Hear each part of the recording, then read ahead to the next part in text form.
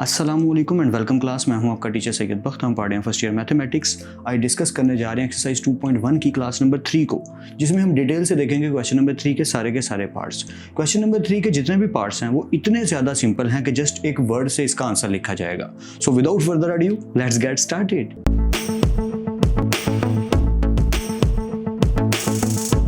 Welcome back guys. Start में मैं आपको थोड़ा सा आइडिया दे दूं कि ये क्वेश्चन एक्चुअली हैं क्या। जैसा कि आप स्टेटमेंट देख सकते हो क्या लिखा है, which of the following sets, ये सारे के सारे क्या हैं, जितनी भी स्टेटमेंट्स दी गई हैं ये सब के सब सेट्स हैं। द टोटल पार्ट्स आर 16 या so these all 16 parts are actually statements as a set. Okay sets actually as a statement या स्टेटमेंट एज ए सेट एक ही बात। Are finite and which are infinite, just यही difference हमने इन दोनों में बताना है। दोनों में नहीं, मेरा मतलब ये है कि हर स्टेटमेंट को देखते हुए, हर सेट को देखते हुए हमें जस्ट ये इंडिकेट करना है कि ये जो स्टेटमेंट सेट शो कर रही है वो सेट फाइनाइट है या इनफाइनाइट है। तो इसके बारे में हम क्लास 0 में डिस्कस कर चुके हैं डिटेल से। सो आई हाईली रिकमेंडेड यू कि क्लास 0 सब लोग ज़रूर देखो। जो भी एक्सरसाइज किया करो, अगर उसकी क्लास 0 बनी है तो उसकी कोई ना कोई वजह होगी, कोई ना कोई रीज़न होगी, तभी मैंने क्लास 0 बनाई होगी। अगर क्लास 0 के बिना काम चलता हो तो मैं चला देता हूँ, यानी कि डेफिनेशंस फॉर्मूलाज के बिना डायरेक्ट क्वेश्चंस हो जाएं, सीखने को मिल जाए, तो मैं कोशिश करता हूं। बट इन सम सिचुएशंस मुझे क्लास 0 बनानी पड़ती है। उसका फ़ायदा आप ही लोगों के लिए होता है कि आपके कॉन्सेप्ट्स अच्छे बिल्ड होते हैं, जिससे आपका मैथमेटिक्स अच्छा बिल्ड होता चला जाता है। बाकी अप टू यू। और सारी की सारी एक्सरसाइजेज की सेपरेट प्लेलिस्ट बना के मैंने यूट्यूब चैनल पर अपलोड कर दी है। आप चाहे होम पे जाके 11th मैथमेटिक्स पे क्लिक करें, चाहे प्लेलिस्ट पे जाके क्लिक करें 11th मैथमेटिक्स, तो आपको सारी एक्सरसाइजेज 1 बाय 1 सेपरेटली शो हो जाएंगी। और जब पूरी बुक कंप्लीट हो जाएगी तो इंशाल्लाह उसकी एक ही प्लेलिस्ट मैं बना दूंगा। ऑलराइट, अब हम अपने टॉपिक पे जंप करते हैं। मैं बोर कम करता हूँ। पहला जो स्टेटमेंट हमें गिवन है अकॉर्डिंग टू सेट, वो क्या है एक्चुअली ना, यहाँ पे एक छोटी सी बात मैं आपको बता दूँ। कुछ चीज़ें ऐसी होती हैं जो फाइनाइट तो होती हैं लेकिन हम उन्हें इनफाइनाइट ही कंसीडर करते हैं। उसकी रीज़न मैं बता देता हूँ। अगर कोई ये कहे कि आप ऐसा करो, 1 किलो नमक की थैली लेके आओ, पैकेट, और उसके हर एक ज़र्रे को काउंट करना है, तो मुझे कोई बताएगा कि वो फाइनाइट है या इनफाइनाइट है? एक सेकंड के लिए वीडियो को पॉज करो और सोचो कि नमक का जो पैकेट है 1 kg का, उसके हर एक ज़र्रे को काउंट करना है। तो अगर पैकेट को काउंट किया जाए हर एक ज़र्रे को तो वो फाइनाइट है, और अगर ना काउंट कर सकते हैं या नहीं कर सकते, we can't be able to count that, तो वो इनफाइनाइट कंसीडर होगा। तो आप ऐसा कीजिए, वीडियो को एक सेकंड के लिए पॉज कीजिए और इस पहेली का आंसर सोचिए कि वो फाइनाइट है कि इनफाइनाइट है। तो मैं फ़ौरन से आंसर दे देता हूँ। आई होप आपने पॉज करके ज़रूर सोचा होगा, नहीं तो अभी भी पॉज करके सोचो। देखो, बड़ी सिंपल सी लॉजिक है कि एक चीज़ को काउंट करना इतना ज़्यादा मुश्किल है कि उस पर इतना टाइम गुजर जाएगा कि उसकी ज़रूरत नहीं है काउंट करने की। मतलब हो सकता है आधी ज़िंदगी गुजर जाए। ऐसी जो चीज़ें हैं, हो सकता है नमक के 1 किलो के पैकेट पे तो नहीं आधी ज़िंदगी गुजरेगी, लेकिन ऐसी बहुत ज़्यादा सारी चीज़ें, अगर उस 1 kg के पैकेट को मैं 10 kg का कर दूं, 1000 kg का कर दूं, तो आप कहेंगे सर काउंट तो फिर भी किया जा सकता है पर टाइम बहुत लग जाएगा। वो जो इस तरह की चीज़ें हैं उसे हम इनफाइनाइट में ही कंसिडर करते हैं। ये बात याद रखिएगा। वो जो ऐसे कहते हैं ना, बड़ी पत्ते की बात है, या ये भी बड़ी गुर की बात है कि याद रखना है कि दरख्तों के पत्ते, आई नो दैट उन्हें काउंट किया जा सकता है, बट वो दरख्तों के जो पत्ते हैं वो इनफाइनाइट हैं भाई। उनको काउंट करते करते तो ज़िंदगियां गुजर जाएंगी। अगर पूरे पाकिस्तान के, जैसे कि इधर एक पार्ट आएगा, या the set of all schools in Pakistan, ये काउंटेबल है, दिस इज़ फाइनाइट। और यहाँ पे आएगा, खैर ये आ गया, the set of all leaves of trees in Pakistan, या पाकिस्तान के जितने भी टोटल दरख्त हैं उन तमाम के जितने भी पत्ते लगे हैं, लीव्स हैं, वो काउंट करना। तो ये बेवकूफ़ी है, या अगर कोई करना चाहे तो आई डोंट थिंक सो कि इसकी ज़रूरत है। तो अगर कोई ऐसी सिचुएशन आ जाए तो याद रखिएगा, बुक में चाहे फाइनाइट लिखा है या इनफाइनाइट लिखा है, आंसर इनफाइनाइट है। लिटरली टेलिंग यू, ये बातें आपको पता होनी चाहिए कि ऐसी चीज़ जिसे काउंटेबल में कंसीडर कर सकते हैं, क्योंकि वो पॉसिबल तो है कि उसे गिना जा सके, बट क्लोज टू इम्पॉसिबल है कि ये बेवकूफ़ी है, पूरी ज़िंदगी गुजर जाएगी उसे काउंट करने में, तो हम उसे इनफाइनाइट में ही कंसीडर करते हैं, जितने भी मैथमेटिशियंस हैं। सो आई होप कि आपको लॉजिक ज़रूर समझ आ गई हो, और जो मैंने बोर किया उसके लिए रियली सॉरी। मैं अब क्वेश्चन करवाता हूँ। The set of students of your class, of course ना, हम अपनी क्लास के जितने भी स्टूडेंट्स हैं उन्हें काउंट कर सकते हैं। The set of students of your class, तो हम क्या लिखेंगे? This is finite. This is quite simple यार, इसमें तो डेप्थ में जाने की जरूरत ही नहीं। आई होप तो ये तो क्लियर है। Okay, the set of all schools in Pakistan, of course ये काउंट किए जा सकते हैं। अब कोई पूछेगा सर ये बहुत मुश्किल है सर, मैं ये डिटेल में जा जाके क्यों बता रहा हूँ, डायरेक्ट क्यों नहीं बता रहा फाइनाइट इनफाइनाइट, ताकि आपको पूरी नॉलेज आए यार। सिर्फ ये नहीं कि क्वेश्चन छापे काम खत्म हो गया, नहीं, नॉलेज आना चाहिए। तो अगर कोई ये कह दे ना आपसे, अगर कोई कह दे कि यार ये भी इनफाइनाइट में ही कंसीडर होगा, तो उसे को नो। अगर किसी भी कंट्री की पॉपुलेशन को काउंट किया जा सकता है, किसी भी कंट्री की बेकरीज को काउंट किया जा सकता है, कार्स को काउंट किया जा सकता है, व्हीकल्स की टाइप कंसीडर की जा सकती है, हर व्हीकल की काउंटिंग अलग की जा सकती है, मरदमशुमारी में ऐसा होता है। और जब अकाउंटेबिलिटी कॉमर्स का काम किया जाता है, बैंकिंग का काम किया जाता है, तब भी ये सारा कुछ देखा जाता है। तो अगर वो किए जा सकते हैं तो स्कूल्स भी काउंट किए जा सकते हैं। और अगर एक 2 मोहल्लों में, 2 गलियों में, 2 कॉलोनीज़ में 10-10 स्कूल हैं तो काउंट तो किए जा सकते हैं। So that's why we are taking this statement as a finite set. ये बात याद रखिएगा। आई होप क्लियर हो गया। Okay, this set of natural numbers between 3 and 10। और ये तो सिंपल है यार, हम जानते हैं कि 3 और 10 के बीच में नेचुरल नंबर का सेट इजी होता है, क्योंकि नेचुरल नंबर 1 से लेके गोज ऑन पॉजिटिव है। तो 3 के बाद आएगा 4, 5, यानी कि अगर मैं लिखना चाहूँ तो इसका आंसर क्या बनेगा, 4, 5, 6, 7, 8 and 9। तो ये तो फाइनाइट हो गया ना, बिल्कुल सही, ये हो गया फाइनाइट। ऑलराइट, अब आएगा काम मज़ेदार, this set of rational numbers between 3 and 10। अब यहाँ पे मैं डिफाइन नहीं करूँगा रैशनल नंबर को, क्योंकि इस पे हमारी क्लास पहले ही बन चुकी है। और अगर किसी को नहीं मिल रही तो यूट्यूब पे जस्ट आपने इतना लिखना है, what is rational number by Syed Bakht. या अगर कोई क्लास ना मेरी हो तो आगे बाय सैयद बख्त मेरा नेम लिख दिया कीजिए, उससे जल्दी मिल जाएगी। तो वो डिटेल से मैंने बताया कि रैशनल नंबर क्या होते हैं और इरैशनल नंबर क्या होते हैं। तो आई लिटरली टेलिंग यू कि 3 और 10 के बीच में रैशनल नंबर काउंट नहीं किए जा सकते। वो अनबिलीवेबल बहुत ज़्यादा नंबर बन जाएंगे। आप 3 से 10 के बीच कह रहे हो, मैं यहाँ तक कहता हूँ 3 और 4 के बीच के रैशनल नंबर हम फाइंड नहीं कर सकते, वो भी इनफाइनाइट है। ये याद रखिएगा। क्या? जी हाँ, अगर 2 नंबर के बीच के रैशनल नंबर फाइंड करने हैं तो वो भी इनफाइनाइट हैं, पता नहीं कितने बनेंगे, ठीक। और वो क्लास ज़रूर देख लीजिएगा अगर किसी ने मिस की हुई है तो। ओके, तो इसका आंसर है इनफाइनाइट। अब थ्योरी और लॉजिक के अंदर मैं इतनी डिटेल में इसलिए नहीं जा रहा क्योंकि इस पे क्लास पहले बन चुकी है, तो वो आप लेक्चर देख सकते हो। Alright, let's continue this set of real numbers. अच्छा, जब रियल नंबर की बात आ जाए तो याद रखना सारे सेट्स। इसके लिए मैं बार बार बोल रहा हूँ क्लास 0 जरूर देखो यार, बार बार जिक्र आता ही रहना है, पूरी एक्सरसाइज में आता रहना है। This set of real numbers. अब रियल नंबर में आगे रैशनल भी आगे, इरैशनल भी आगे, इवन भी आगे, ऑड भी आगे, नेचुरल नंबर भी आगे, प्राइम नंबर भी आगे, सारे सेट जो हैं वो रियल नंबर्स होते हैं, ठीक है। This set of real numbers between 0 and 1। 0 और 1 के बीच के रियल नंबर कौन कौन होंगे, क्योंकि मैंने बोला कि रियल भी आगे, इरैशनल भी आगे, रैशनल भी आगे, इवन भी आगे, ऑड भी आगे। तो रैशनल आ गए ना, तो जैसे मैंने अभी भी बताया कि 2 नंबर के बीच के रैशनल नहीं बताए जा सकते, रियल तो बहुत ज़्यादा नंबर बनते हैं, मतलब वही वाले नंबर बनते हैं, क्योंकि रैशनल नंबर भी क्या होते हैं, रियल नंबर्स होते हैं। आई होप आपको बात समझ आ रही है मैं क्या बोल रहा हूँ कि रियल नंबर की स्टेटमेंट, खैर क्लास 0 में ये डिस्कशन डिटेल से हुई है, वो देख सकते हो आप। अभी के लिए बात सिर्फ इतनी कि रियल नंबर जो 0 और 1 के बीच में है वो इनफाइनाइट है, दैट्स इट, बस इतनी सी बात है। और मैं बेवजह खींच के लंबा नहीं करना चाह रहा उस बात को। आई होप आपको समझ आ गई हो। कितना गंदा लिखा है यार, ओहो सॉरी उसके लिए, मैं दोबारा थोड़ा सा नीट कर देता हूँ। क्या किया जाए, राइटिंग खैर है, खुदा बेहतर करे। Okay, the set of rational numbers, फिर वही बात आ गई जैसे अभी भी मैं बात कर रहा था। The set of rational number की जब भी बात आए, चाहे 2 नंबर के बीच के नंबर हैं, चाहे 10 नंबर के बीच के नंबर हैं, वो अनकाउंटेबल हैं, उन्हें काउंट नहीं किया जा सकता रैशनल नंबर को। So between 0 and 1 there are infinite. Literally telling you, ये आपको पता होना ज़रूरी है, तो क्लास ज़रूर देखना रैशनल नंबर वाली, आपके लिए बेनिफिशियल रहेगा। Okay, the set of whole numbers, this is interesting. Literally telling you, this is so much interesting या इसको ज़रा ठीक से सुनिएगा।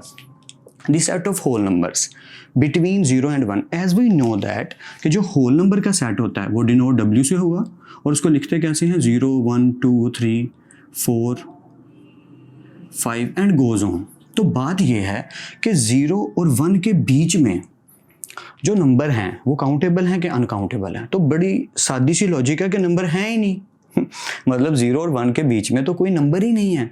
तो क्या इसको मैं फाइनाइट में कंसीडर करूं या इनफाइनाइट में कंसीडर करूं?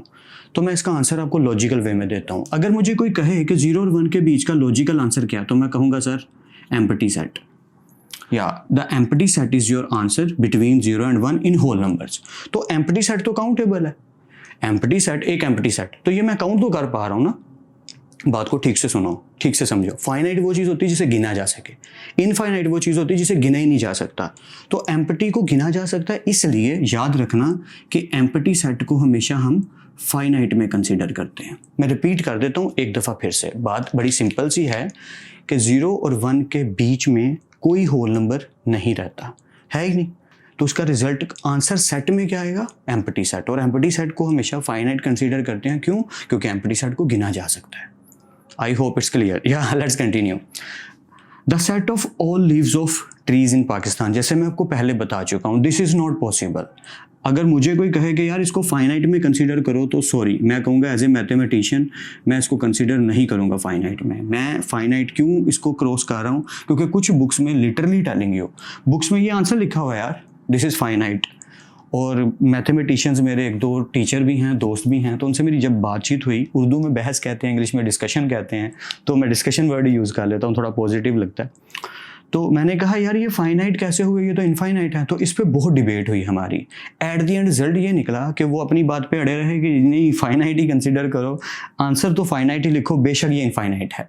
पर मैंने कहा नहीं, मैं इसको एज ए कंसीडर करूँगा इनफाइनाइट। अब आपके माइंड में अगर ये क्वेश्चन आ रहा है कि सर एग्जाम में क्या लिखें, अब इनफाइनाइट ही लिखो। लिटरली टेलिंग यू, इसमें कोई गलती नहीं है, ये बिल्कुल सही है और मार्क्स आपके डिडक्ट हो ही नहीं सकते। पहली बात तो ये ऐसा क्वेश्चन पेपर में नहीं आता, पर अगर आ जाए तो आपने याद रखना ये इनफाइनाइट है। Okay, let's continue.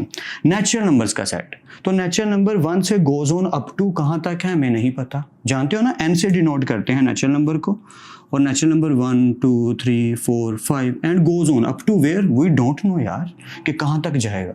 सो इसलिए हम इसको भी कंसिडर करेंगे, this is infinite, that's it. या दिस इज सिंपल। ओके, अब बात आई मज़ेदार, ये P का मतलब क्या है? P डिनोट कर रहा है पावर सेट को, सब सेट को A B C। अब इसके अगर मैं पावर सेट बनाऊं, सब सेट बनाऊं, अब ये पावर सेट सब सेट में क्या बोल रहा हूँ, प्रॉपर सेट, इम्प्रॉपर सब सेट, ये सारी डिस्कशन क्वेश्चन नंबर 4 में आने वाली है। बट क्लास 0 में हमने इसको लिटिल बिट डिस्कस किया था कि सबसेट क्या होता है। सुपर सेट और सबसेट को मैंने बार बार बोला ना, क्लास 0 का जिक्र आता रहेगा, तो जिसने नहीं देखी ज़रूर देखो। ओके, तो P A B C याद रखना बड़ा एक सिंपल सा तरीका है। अगर आपने फाइंड करना हो कि इस सेट के कितने सबसेट बनेंगे, क्या बोला मैंने, फिर से रिपीट करता हूँ, इस सेट के कितने सबसेट बनेंगे, तो उसका फॉर्मूला कुछ यूँ है कि 2 की पावर n, n का मतलब है number of elements, number of elements. ये बहुत ही सिंपल सा, बहुत ही पुराना तरीका है पता करने का कि कितने सबसेट बनेंगे।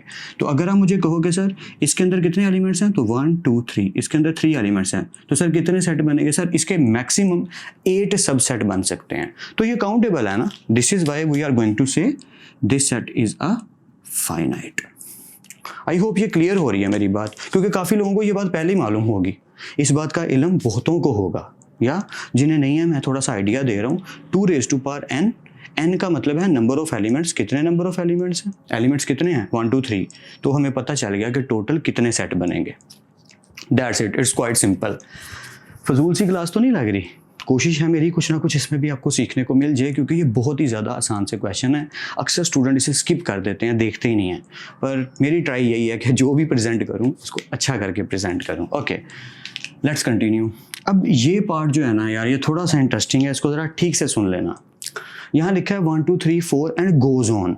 अब अगर मैं इसको इरेज कर दूँ, इस हिस्से को, इतने हिस्से को, तो ये फाइनाइट है। मैं एग्री हूँ इस बात पे कि आप इसको इस फॉर्म में लिखोगे फाइनाइट, ठीक है, ये मेरी बात याद रखिएगा। लेकिन अगर आपकी बुक में, क्योंकि मैंने जिस बुक में देखा है वहाँ पे ना ऐसे शो हो रहा है और लिखा भी फाइनाइट हुआ है, तो मैं इससे एग्री नहीं हूँ। क्योंकि अगर कोमा लग के ये प्रोसेस गोज ऑन है, तो ऑन दिस बिहाफ मैं इसको कहूँगा ये इनफाइनाइट है। कंफ्यूज मत होइएगा कि सर 2 बातें करी जा रहे हैं। मैं रिपीट कर देता हूँ अपनी बात को कि अगर तो ये जो रेड वाला मैंने लिखा, इतना ही लिखा हुआ है, 4 के बाद डॉट्स नहीं हैं, अगर डॉट्स नहीं है तो इसका मतलब वो फाइनाइट है। और अगर डॉट्स हैं और एंड पे भी नहीं कुछ लिखा हुआ तो सर वो इनफाइनाइट होगा, वो फाइनाइट नहीं हो सकता मैथमेटिक्स के अकॉर्डिंग। तो मैंने बुक में बहुत ध्यान से देखा, ये डॉट्स लगे हुए हैं और आंसर लिखा हुआ है finite. This is not possible यार, ये तो परेशान करने वाली बात है स्टूडेंट को। वैसे पेपर में ऐसे क्वेश्चंस नहीं आते क्योंकि इनमें कन्फ्यूजन होती है, स्टूडेंट को भी हो तो एग्जामिनर को भी तो हो सकती है। एग्जामिनर आसमान से थोड़ी उतरा है, वो भी हम जैसे लोगों में से ही कोई एक इंसान है हमसा जो थोड़ा ज़्यादा पढ़ गया, आप भी बन सकते हो। ओके कंटिन्यू करते हैं। अब वही वाली बात को थोड़ा और इलेबोरेट में करता हूँ। देखो लिखा है 1 2 3 4 एंड अप टू 1 के साथ 8 जीरोज हैं, यानी 10 करोड़ बनेगा, 10 करोड़ के अराउंड बनेगी ये रकम, ये वैल्यू। तो बात ये है कि जब 1 2 3 एंड पे फिर वैल्यू आ गई, देखो यहाँ पे वैल्यू नहीं बता रहा, वो बाउंड्री नहीं पता मुझे, इसलिए मैं इसको इनफाइनाइट ही कंसीडर करूँगा। यहाँ उसने बाउंड्री बता दी कि जी यहाँ पे एंड हो रहा है, तो मैं इसको फाइनाइट कंसीडर करूँगा। क्यों? क्योंकि मुझे एंडिंग पता है, इसे काउंट किया जा सकता है। आई होप आपको 100% क्लियर हो रहा है मैं जो बातें बोल रहा हूँ, अजीब ना लग रही हूँ, ठीक है। Okay let's continue. ये सारे पार्ट्स बड़े मजे के हैं, जरा ठीक से सुनना। x such that x belong to real number, ये तो क्लियर हो गया। And x is not equal to x, यार ये क्या बात हुई? वही वाले पिछले क्वेश्चंस की तरह ही अजीब सी बात आ गई कि x इक्वल टू x नहीं है। अब रियल नंबर, सारे नंबर दुनिया के रियल नंबर हैं, इमेजिनरी को छोड़ के ऑफ कोर्स, जैसे 1 हो गया, 2 हो गया, 3 हो गया। तो वो कह रहा है 3 3 के इक्वल नहीं है, 2 2 के इक्वल नहीं है, 4 4 के इक्वल नहीं है। तो ये तो पॉसिबल ही नहीं है। मेरी बात को ठीक से सुनो, जब हम ऐसे क्वेश्चंस को करते हैं ना तो हम थोड़ी लॉजिक में जाते हैं, फाइनाइट और इनफाइनाइट पे ज़्यादा भरोसा नहीं करते, पहले उसकी डेप्थ में जाके उसका आंसर सोचते हैं कि इसका आंसर क्या होगा। अगर मुझे कोई आगे कहता है सर 4 4 के इक्वल नहीं है, तो 4 फिर किसके इक्वल है? 0 के इक्वल है, तो वो तो मैथ्स ही गड़बड़ा जाएगा। मतलब अगर आप ऐसे लिख देते हो कि sir 5 is not equal to 5, तो ये तो स्टेटमेंट ही गलत हो गई। तो ऐसी सिचुएशन का आंसर क्या होना चाहिए? बड़ा सिंपल सा आंसर है। उसने पूछा ये है कि ये वो सेट है, या ये क्या है? ये वो सेट है जो बिलोंग करता है रियल नंबर से एंड x कोई भी एलिमेंट अपने आप के इक्वल नहीं है। तो ऐसा सेट सिर्फ एक ही हो सकता है।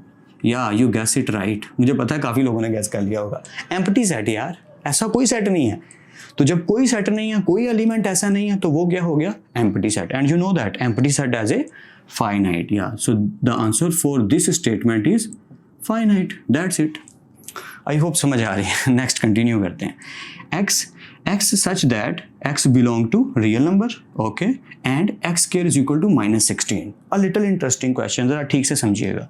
अच्छा यहाँ पे मैं अगर इसको थोड़ा सोल्व कर लूँ तो आई होप आपको एतराज़ नहीं होगा। ये आ गया -16, अगर मैं दोनों तरफ स्क्वायर रूट ले लेता हूँ तो ये तो कट जाएगा और इसका आंसर क्या आएगा? माइनस तो स्क्वायर रूट में अलाउ ही नहीं है। सो 16 तो हो गया 4 और माइनस हो गया आयोटा। आई होप ये समझ आ रहा है क्योंकि आयोटा के टॉपिक पे हम डिटेल से डिस्कशन कर चुके हैं, हमें ये सारा का सारा काम आ चुका है। अब बात ये हो रही है, चैप्टर 1 जरूर देखना अगर नहीं देखा तो, वरना घूम जाओगे। ओके सो x आ गया इज इक्वल टू -16 की जगह 16 हो गया 4 और स्क्वायर रूट में जब माइनस आए तो वो बन जाता है आयोटा। और ये तो इमेजिनरी पार्ट आ गया यार, रियल पार्ट तो इसमें है ही नहीं। मेरी बात को ठीक से सुनो, ठीक से समझो मैं क्या बोल रहा हूँ। इसमें रियल तो है ही नहीं और वो कह रहा है ये बिलोंग करता है रियल पार्ट से, यानी रियल मैं रियल सेट कहना चाह रहा हूँ, रियल पार्ट बोल रहा हूँ। देखें x such that x belong to real numbers, तो ये रियल नंबर नहीं है, ये तो एक इमेजिनरी नंबर है। तो क्योंकि रियल नंबर मौजूद ही नहीं है तो ये भी कौन सा सेट हुआ? ये भी एक एम्प्टी सेट हुआ क्योंकि रियल नंबर मौजूद ही नहीं है। So that's why we are going to say this set is a finite. अब फाइनाइट क्यों? क्योंकि एम्प्टी सेट को काउंट किया जा सकता है, मैं बता चुका हूँ। आई होप आपको समझ आ रही है।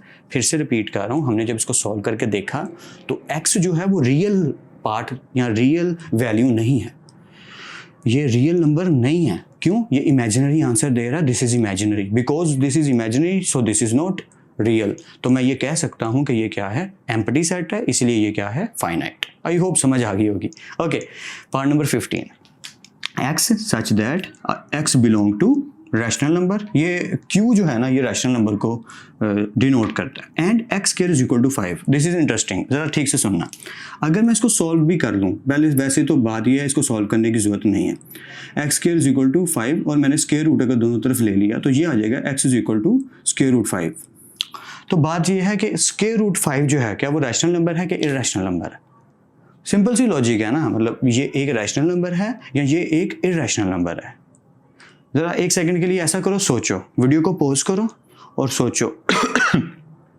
सॉरी, ऑलराइट क्लास, हम डिस्कस कर रहे हैं सॉरी, यहाँ पे एक्स स्क्वायर हमने स्क्वायर रूट को ख़त्म कर दिया और ये आ गया 5, यानी कि इसको मैं +-5 लिख लूँ, 5 लिख लूँ, खैर वो अलग टॉपिक है, उस पर हम बात नहीं कर रहे। ये स्क्वायर रूट ख़त्म हो गया और ये आ गया +-√5। या मैंने आपसे क्वेश्चन ये किया था, या तो आई होप आपने आंसर सोच लिया होगा कि √5 जो है ये रैशनल है या इरैशनल है। सो आई नो कि आपने वीडियोस देखी होंगी, मैं बार बार रिपीट कर रहा हूँ, रैशनल नंबर वाली वीडियो देखनी ज़रूरी है। यहाँ पे भी मैंने जिक्र किया था what is rational number and irrational number, difference between मैंने डिटेल से बताया। भाई सैयद बख्त यूट्यूब पे आप सर्च करेंगे तो आ जाएगा। वैसे ज़रूरी नहीं मेरी वीडियो देखो, किसी की भी वीडियो देखो, रैशनल नंबर और इरैशनल नंबर का डिफरेंस ज़रूर पता करो।